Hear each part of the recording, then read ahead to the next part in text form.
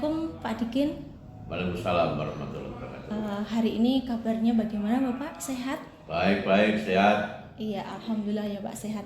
Baik Bapak, tujuan kami di sini adalah ingin mewawancarai Bapak selaku kepala sekolah terkait dengan pengambilan keputusan yang berbasis nilai-nilai kebajikan sebagai seorang pemimpin pembelajaran Bapak. Kalau boleh tahu Bapak, Pak Dikin ini menjadi kepala sekolah sudah berapa lama ya Pak ya? Saya jadi kepala sekolah sudah cukup lama, mulai tahun 84. Oh iya, 84 itu sampai 2023 itu kepala sekolah SMP. Oh iya. Terus 2004 sampai 2015 itu kepala SMK negeri. Oh iya. Terus mulai tahun 2017 sampai sekarang ini kepala SMK Daya Wangsa. Iya, luar biasa Pak, cukup lama sekali Pak ya menjabat kepala sekolah. Tentunya banyak pengalaman yang mana ketika mengambil sebuah keputusan itu banyak hal-hal yang merupakan tantangan dan juga menjadi suatu hal yang ketika menemui sebuah kasus itu pasti Bapak akan menimbang dan menimbang. Bapak, ini langsung saja saya akan mengajukan beberapa pertanyaan. Ya. Selama ini bagaimana Bapak selaku kepala sekolah ketika mengidentifikasi kasus-kasus yang mana merupakan apakah merupakan dilema etika ataukah merupakan bujukan moral Bapak. Jadi mengidentifikasinya bagaimana Bapak? Ya, jadi cara mengedukasi daripada kasus-kasus yang terjadi, baik itu kasus yang pada peserta didik atau siswa, kasus yang terjadi pada karyawan, kasus yang terjadi pada guru, kemudian kasus-kasus yang terjadi pada pembelajaran dan sebagainya. Itu kita menempatkan yang pertama, kalau itu kasus-kasus daripada sekolah, itu kita punya tangan panjang, itu mulai dari wakil kepala sekolah, wakil kepala sekolah mulai dari sarana prasarana kepala sekolah daripada kesiswaan, kepala sekolah daripada hubungan industri, kemudian kepala sekolah yang terkait dengan yaitu sarana prasarana atau apa itu kurikulum. Iya, jadi diidentifikasi itu masuk ranah kemana dulu ya Pak ya? Nanti kita punya yaitu guru BK atau bimbingan konseling. Kemudian kita punya wali kelas. Kemudian kita menempatkan daripada anak-anak yang bisa dipercaya untuk dapat memberikan masukan-masukan. Dan sekaligus juga kerjasama dengan masyarakat, orang tua atau wali siswa, wali murid, sehingga setiap kasus itu cepat masuk, kemudian bisa cepat diselesaikan dan diatasi. Oh iya, jadi mengidentifikasi semacam itu ya Bapak. Baik, selanjutnya Bapak, selama ini bagaimana Bapak menjalankan pengambilan keputusan di sekolah, terutama untuk kasus-kasus di mana ada dua kepentingan yang sama-sama benar Bapak, artinya sama-sama benar di sini, sebuah kasus yang mana dua-duanya mengandung nilai kebajikan semuanya Bapak. Jadi pada saat mengambil keputusan bagaimana Bapak langkahnya Bapak? Ya, jadi kita tinggal lihat kasusnya. Jadi kasusnya ini kasus yang bisa diselesaikan secara berbarengan atau kasus yang bisa diselesaikan untuk masa ini kemudian masa mendatang dan masa jangka panjang. Jadi kasus-kasusnya itu diklasifikasikan lebih dahulu. Kemudian dari kasus-kasus ini setelah diidentifikasi, kemudian otomatis digali cara, metode, strategi bagaimana penyelesaiannya. Oh iya, dilihat jangkanya ya Pak ya, berjangka pendek, tengah atau panjang ya Pak ya. Baik. Jadi mungkin lebih tepatnya prosedurnya Bapak, langkah-langkahnya mungkin konkretnya bagaimana Bapak? Langkahnya jadi kasus itu diidentifikasi, kemudian ini diperhitungkan untung ruginya. Untung ruginya ini untuk jangka untuk untung ruginya daripada yang kasus tersebut. Jadi kalau itu kemudian diambil secara prioritas, mana yang bisa diselesaikan secara cepat, kemudian menengah dan jangka panjang. Kemudian jadi dari kasus saya sangat pentingnya itu dan itu perlu penyelesaian ya itu tadi. Jadi diberikan jangka waktu sendiri, dan itu kalau itu bukan jangka yang cepat cepat, kalau itu sebelah sedang ya sedang, kemudian kalau itu bisa diselesaikan secara bersama-sama, sebab seorang kepala sekolah yang punya tangan panjang. Iya. Oh, ini kasus yang terkait dengan siswa, Iya. ini bisa diselesaikan dengan wakil kepala sekolah kesiswaan, kemudian dengan guru BK dan wali kelas. Oh, ini kasus yang terkait dengan sarana prasarana. Nah, ini yang terkait sarana prasarana berarti itu yang menyelesaikan nanti wakil sarana prasarana dan guru yang terkait yang membidangi itu. Iya. Apabila mungkin begini Pak, kalau ada sebuah kasus-kasus yang mana mungkin terkait dengan masalah kasus berpihak pada murid, berpusat pada murid, artinya kemanfaatannya kepada murid Bapak, ini mungkin langkah-langkahnya bagaimana Bapak? Yang mana kasus tersebut itu berkaitan dengan pelayanan kita terhadap murid, karena kita sebagai guru kewajiban kita adalah menuntun mereka untuk bisa menjadi berkarakter semacam profil pelajar Pancasila ya Pak ya. Tentunya kalau ada macam-macam kasus semacam itu bagaimana Bapak? Nah, kalau itu berkaitan murid, lembaga institusi sekolah itu kan fungsinya adalah tempat untuk mendidik, ya, tempat untuk mengajar, tempat untuk melatih, tempat untuk membimbing. Kemudian selama ini berkaitan dengan permasalahan-permasalahan ini, kemudian demi masa depan dan keberhasilan daripada siswa, ya termasuk kita prioritaskan daripada siswa. Itu. Iya Bapak, terima kasih. Selanjutnya Bapak, hal-hal apa saja yang selama ini Bapak anggap efektif dalam pengambilan keputusan Pak ketika menemukan sebuah kasus Pak? Hal-hal yang efektif Pak. Jadi setiap kita mengambil keputusan yang efektif, yaitu tadi setelah diidentifikasi, kemudian strategi cara yang tepat bagaimana, kemudian kita koordinasikan dengan yang berkepentingan, ya, kemudian setelah itu kita baru kita tangani, yaitu mulai dari itu kalau kasus peserta didik atau mungkin karyawan dulu, ini mulai bimbingan atau pengarahan atau pembinaan. Kemudian nanti secara teguran, secara lisan maupun tertulis. Oh iya Pak. Tulis atau secara lisan dan tulis. Kemudian nanti dipantau terus. Kemudian misalkan ini orang ini kalau tidak bisa selesaikan dengan mungkin dengan orang yang terdekat dengan mereka. Orang yang terdekat ya Pak. Orang terdekat kemudian bisa memberikan bantuan kesadaran. Oh iya, jadi ada beberapa langkah tadi Pak, secara lisan dulu ya Pak ya. Secara lisan, tertulis sampai dengan tindakan ya Bapak ya.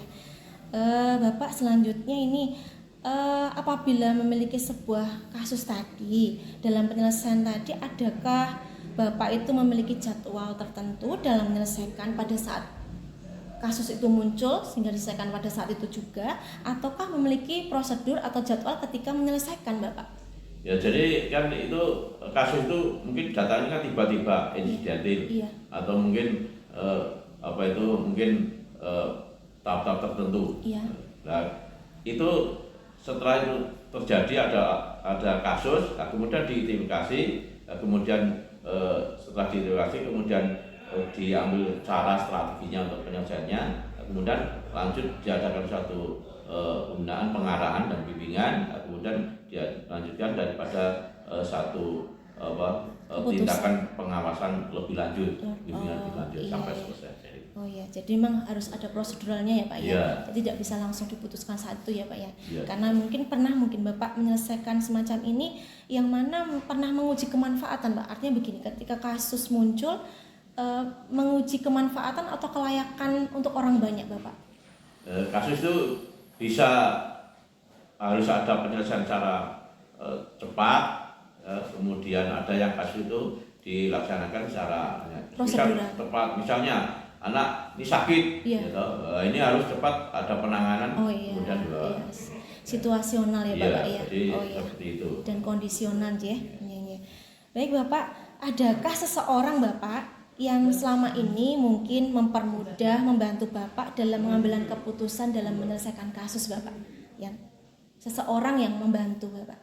Ya, karena institusi ini merupakan kebersamaan, jadi ya semua orang yang terlibat di dalamnya itu ini bisa membantu. Jadi kita libatkan, sebab kalau tidak dilibatkan ini nanti kalau memilih salah satu, ini nanti memutuskan salah satu, yang lain nanti pasti pasti marry Iya, atau tidak nyaman ya, ya Pak ya. tidak nyaman atau Iya, iya, iya. istilah ekstrimnya itu yaitu tidak dibuang nih. Iya, Jadi, rasa keadilan ya Pak iya, ya. jadi Iya, ya. penyelesaian itu cara bersama-sama Baik. terbuka. Iya, Ya. ya. Jadi memang muncul kebersamaan di sini Iya. dalam menyelesaikan kasus ya Bapak. Pertanyaan yang terakhir Bapak, dari semua hal yang telah disampaikan tadi, pembelajaran apa yang Bapak bisa ambil petik dari pengalaman Bapak ketika mengambil sebuah keputusan Bapak? Ya. Jadi di dalam kita ambil keputusan, kemudian yang harus diputuskan itu ya bisa menjadikan permasalahan yang diputuskan itu ya tidak menyakiti satu dan lain, kemudian iya. merasa sadar, kemudian nanti bisa berhasil dengan sebagainya. Iya, iya. Setuju sekali Bapak. Tidak menyakiti orang lain ya Pak ya tentunya. Dan bisa diterima oleh semuanya. Artinya rasa nyaman diterima semuanya. Baik, ini terima kasih sekali Bapak atas waktunya dari sekian pertanyaan wawancara yang kami sampaikan. Terima kasih dari topik pengambilan keputusan yang berbasis nilai-nilai kebajikan sebagai pemimpin pembelajaran. Sehat selalu Bapak Dikin. Terima kasih atas waktunya, bermanfaat untuk kami. Saya akhiri. Assalamualaikum warahmatullahi wabarakatuh. Waalaikumsalam warahmatullahi wabarakatuh. Action. Gini Pak. Oh ya. Assalamualaikum warahmatullahi wabarakatuh, Pak Tijan. Waalaikumsalam Bu Sri, selamat pagi. Selamat pagi Pak. Kabarnya hari ini gimana Pak? Alhamdulillah sehat. Sehat ya Pak ya. Kondisinya puasa tapi tetap semangat. Semangat, alhamdulillah. Tinggal 7 hari lagi ya Pak ini ya. 6 ya Pak ya. 6 atau 7 saya Nggak terasa ya.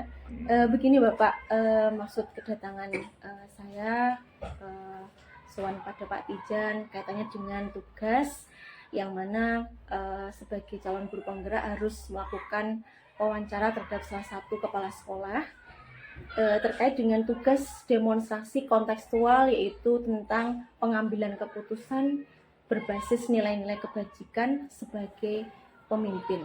Nah di sini tentunya kita sebagai pendidik ya Pak ya, bahwa apa yang kita lakukan pada saat kita mengambil keputusan, tentunya diharapkan kita pada saat mengambil itu memiliki unsur-unsur yang dimaksudkan adalah nilai kebajikan tadi. Harapannya adalah berpusat pada murid, yaitu agar anak memiliki karakter-karakter yang mana memiliki karakter profil pelajar Pancasila ya Pak ya. Iya. Jadi ini nanti saya bertanya mengalir saja Bapak, jadi Bapak akan menjawab pertanyaan. Saya yakin apa yang saya sampaikan dan saya tanyakan insya Allah akan terjawab dengan baik ya. Langsung saja ya Pak ya. Untuk Bapak Tijan ini selaku kepala sekolah sudah berapa lama ya Pak ya? Baru setengah tahun. Oh ya, alhamdulillah baru ya Pak ya. Kalau baru itu suatu hal yang menantang ya, tantangan artinya. Jadi selama ini Pak, kalau Bapak Tijan selaku kepala sekolah nih ya, ketika Bapak mengidentifikasi kasus-kasus yang merupakan dilema etika atau mungkin bujukan moral ini, gimana ya Pak cara mengidentifikasinya Pak? Oke, terima kasih. Jadi kadang kan kita berhadapan dengan kasus-kasus, baik itu kasus yang berkaitan dengan siswa, mungkin juga berkaitan dengan guru atau tenaga pendidik yang lain. Nah, kadang-kadang kan di antara kasus itu barangkali kita harus membuat sebuah keputusan.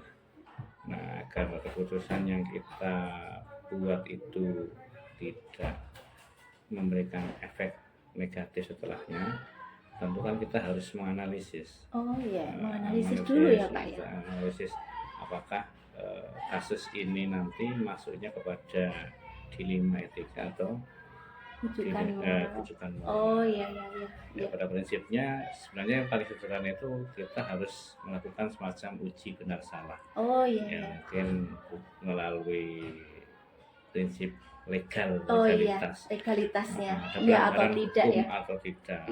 Kalau misalnya ada pelanggaran hukum di sana, otomatis sudah jelas itu. pasti arahnya ke kebujukan moral. Iya. Tapi kalau tidak ada berarti kan punya kebenaran yang Dan sama. Yang sama, betul sekali Jadi ya Pak. sederhananya itu aja. Oh iya. Jadi awalnya harus kita analisis ya Pak ya. Ya, saya sependapat Pak. Kemudian yang kedua Pak, ini Pak, selama ini Bapak selaku kepala sekolah bagaimana ketika menjalankan pengambilan keputusan di sekolah, terutama untuk kasus-kasus yang mana ada dua kepentingan yang sama-sama benar atau sama-sama yang mengandung nilai kebajikan. Berarti ke arah dilema etika ya Pak ya. Ya ini kira-kira bagaimana nih Pak menjalankan pengambilan keputusannya ini? Ya, kalau kita di dalam Islam itu kan ketika ada dua hal yang sama-sama punya nilai manfaat, maka pilihlah satu manfaat yang terbesar dan madarat yang terkecil. Oh iya, betul sekali. Ketika kita di pendidikan, maka kan manfaat kita, kepentingan kita itu yang terbesar, yang paling utama adalah anak didik, siswa. Jadi ketika ada kasus yang sama-sama baiknya, maka kita cari mana kasus yang lebih mengutamakan kepada kepentingan anak didik kita. Oh iya. Itu yang bisa kami lihat. Jadi ketika dua kasus sama, tapi yang A dan B misalnya, A itu lebih besar kepada kepentingan anak didik, maka ini harus kita utamakan. Oh iya. Jadi kita lebih cari mana yang banyak kemanfaatan untuk murid ya Pak ya. Iya betul. Kemudian selanjutnya Bapak, bagaimana langkah-langkah atau prosedur yang mungkin biasa Bapak lakukan selama ini Pak? Prosedur langkah-langkahnya tentunya berkaitan dengan yang pertama tadi Pak. Oke. Yang pertama kita harus mengenali nilai-nilai yang saling bertentangan. Iya. Itu. Yang kedua, menentukan siapa yang terlibat. Oh iya. Nah, yang terlibat di dilema itu siapa? Apakah mungkin guru A atau mungkin guru B? Jadi kalau misalnya ketika kita melihat kita tidak terlibat misalnya, bukan berarti kita harus lepas memutuskan atau tidak. Jadi tetap kita harus memberikan sebuah keputusan karena kita posisinya sebagai pemimpin ya. Bagaimanapun harus bisa membuat sebuah keputusan meskipun nanti kadang-kadang kan apa yang sudah kita buat mungkin ya walau alam nanti di akhirnya mungkin ada hal-hal yang tidak diharapkan, tapi apapun yang terjadi seorang pemimpin kan harus punya kemampuan membuat sebuah keputusan, punya keberanian, dan keberanian menghadapi risiko di belakangnya. Iya betul sekali Pak. Jadi memang harus berani mengambil risiko ya Pak ya. Ketika kita mengambil keputusan itu harus berani ya Pak ya. Harus berani. Oh iya. Kemudian yang terakhir tadi harus ada uji benar salah. Uji benar salah itu yang sangat diperlukan ya Pak ya. Selanjutnya Pak, hal-hal apa saja yang selama ini Bapak anggap efektif dalam pengambilan keputusan pada kasus-kasus dilema etika yang efektif Pak dalam pengambilan keputusan selama ini ya Pak ya, mungkin yang pernah dialami Bapak ketika mengambil keputusan? Biasanya saya itu melihat kepada ada aturannya enggak, peraturan. Oh iya. Peraturan. Jadi ketika mau memutuskan, saya mau tas ini. Iya. Kira-kira nanti apakah yang saya putuskan ini ada peraturan lain enggak yang menentang dengan keputusan saya? Iya. Kalau tidak ada, maka saya putuskan. Itu aja yang paling efektif. Iya. Kita lihat menabrak enggak ya Pak ya? Oh iya betul. Kan gitu. Iya. Karena kalau kita sampai menabrak kan otomatis yang tadinya hanya sekedar dilema etika bisa menjadi kebujukan moral. Oh iya betul sekali ya Pak ya.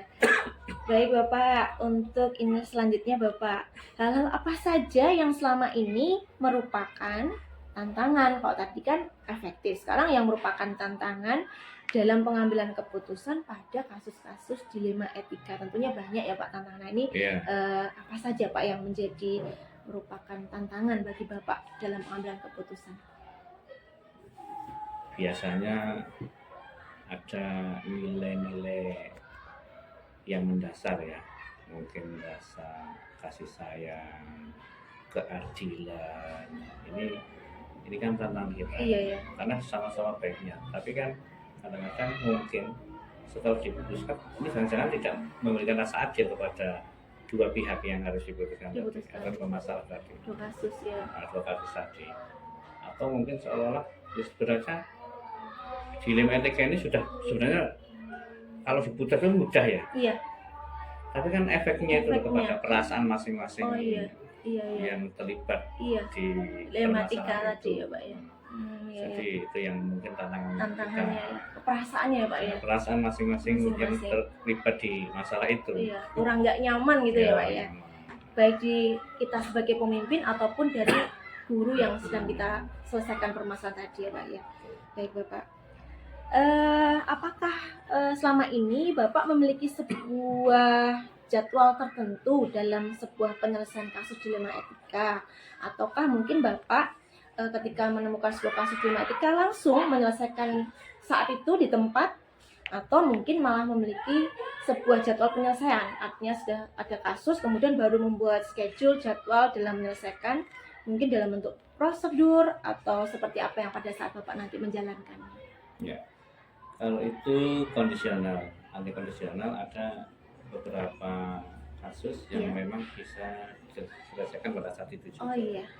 Tapi malah kalau ada kasus yang memang tidak diselesaikan pada hari itu juga, ya otomatis kan mungkin perlu analisis, identifikasi, bahkan perlu berpikir lama. Iya. Apakah ini kepentingannya, misalnya ada seorang guru ya, kemudian dia dengan punya kesibukan di luar, kemudian sementara di dalam juga butuh kehadirannya. Nah, kemudian di sisi lain dia kan punya tugas di luar, Iya. ada panggilan, Iya. kemudian siswanya kan kosong. Kosong. Kan otomatis kita nggak bisa langsung urus, kan? Iya, pada saat itu. Harus dicari dulu kira-kira nanti ada penggantinya enggak. Iya. Kalau ada penggantinya otomatis guru tadi harus berpikir kembali. Pergi kembali. Jadi intinya iya. tidak semua bisa diambil secara instan, Iya. diputuskan langsung, tapi ada beberapa hal yang mungkin Butuh dipikirkan, waktu ya, butuh Pak ya. waktu. Iya, iya. Harus melibatkan orang lain, mungkin musyawarah. Oh iya, emang lihat kasusnya dulu Pak ya tentunya Iya. Pak. Baik Bapak. Apakah ada seseorang atau mungkin faktor-faktor Pak yang selama ini mempermudah atau membantu Bapak ketika mengambil sebuah keputusan dalam kasus-kasus dilema etika? Kalau saya itu biasanya belajar dari pengalaman. Iya. Pada saat saya dulu menjadi guru.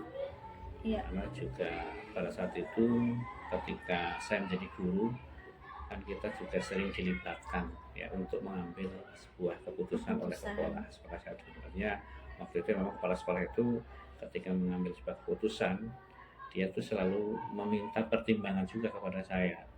Ini bagaimana seperti ini. Nah, disitulah saya mulai belajar. Oh, ternyata ketika kita mau mengambil sebuah keputusan, tetap tidak boleh secara sepihak, harus melakukan komunikasi dengan si A, si B, kira-kira pendapatnya seperti apa. Iya. Nah, dari mereka nanti muncul gagasan, oh saya harus membutuhkan semacam ini supaya keputusan kita itu bisa diterima oleh semua orang. Ya, Meskipun iya. untuk bisa diterima oleh semua orang itu kan memang sulit, Sulit. minimal kan mayoritas. Iya. Gitu. Iya.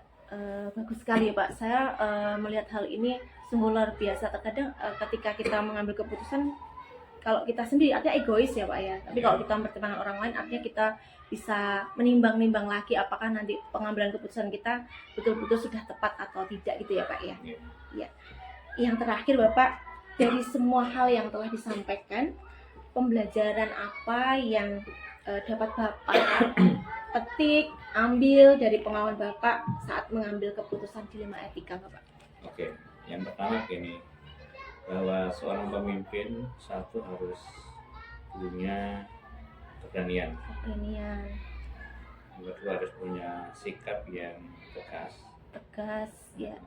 kemudian yang ketiga dia harus berani menerima resiko dari apapun nanti yang dia putuskan, karena semuanya kan pimpinan ini harus. Iya.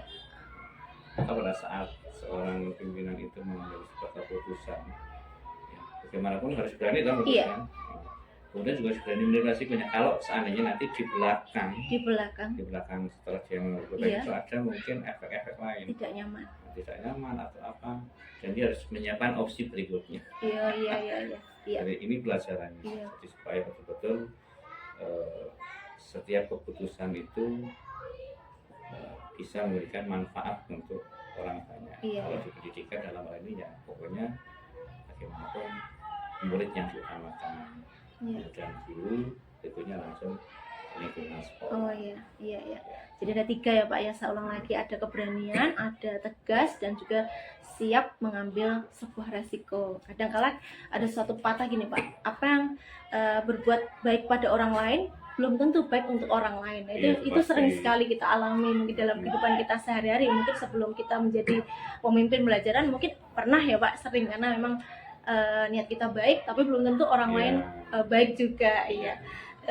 Demikian Pak Tijan, serangkaian dari pertanyaan wawancara berkaitan dengan pengambilan keputusan yang berbasis nilai-nilai kebajikan sebagai pemimpin pelajaran selesai. Terima kasih banyak atas waktu yang telah diberikan kepada saya, sudah memberikan banyak-banyak pengalaman, kemudian tukar informasi, kemudian banyak ilmu yang saya dapatkan.